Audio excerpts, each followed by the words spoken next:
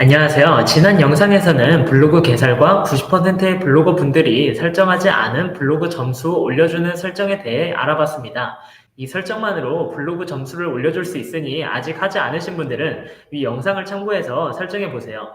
그럼 오늘은 블로그에 어떤 글을 쓰면 좋을지 콘텐츠 찾는 법에 대해 알아보겠습니다. 먼저 어떤 콘텐츠를 올리는 것이 좋을지 찾는 법을 말씀드리기 전에 블로그 점수를 올리려면 어떤 콘텐츠를 올리는 것이 좋을지 말씀드리겠습니다.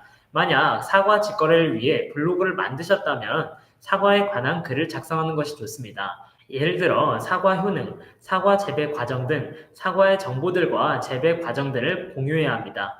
이런 글들을 꾸준히 올리다 보면 블로그 점수가 올라가고 네이버도 사과의 전문성 있는 블로그로 인식해서 작성한 사과 관련 글들과 직거래 글이 상위 노출되는 것이 훨씬 쉬워지기 때문에 직거래에도 큰 도움이 됩니다.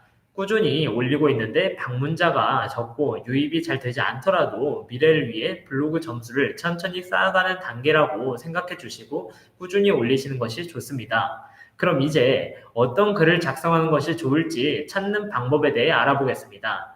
첫 번째로는 지식인을 활용하는 것입니다. 지식인은 사람들이 실제로 어떤 걸 궁금해하는지 알 수 있는 공간입니다. 그렇기 때문에 지식인을 확인해 보시면 어떤 콘텐츠를 만들면 사람들이 좋아할지를 쉽게 알 수 있습니다.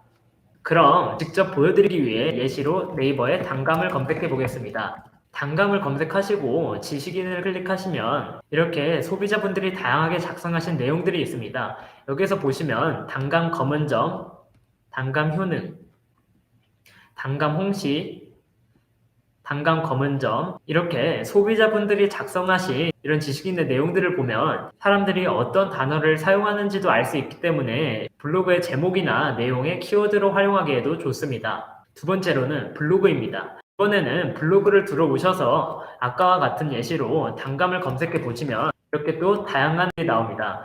여기에서 보시면 단감 효능, 감 부작용, 단감 효능, 단감 칼로리 이렇게 다양한 내용들의 블로거들이 사용한 글들을 확인할 수 있습니다. 이렇게 블로거들이 많이 사용하는 단어들은 소비자분들이 많이 보신다는 의미이기도 합니다. 그러니 이런 곳에서 콘텐츠를 찾아보시고 활용해 보시는 것도 좋은 방법입니다. 오늘 두 가지 내용을 말씀드렸지만 가장 중요한 것이 있습니다.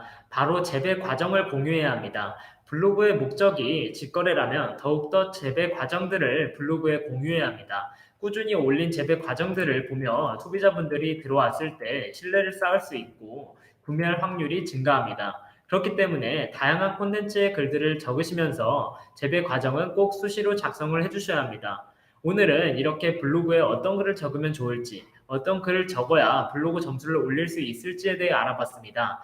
다음 시간에는 직거래할 때 가장 중요한 상위 노출을 이해하기 위해 모르면 안 되는 키워드 찾는 법에 대해 말씀드리겠습니다. 오늘 내용도 도움이 되셨다면 구독과 좋아요 부탁드리고 궁금하신 내용이 있으시다면 댓글을 남겨주세요.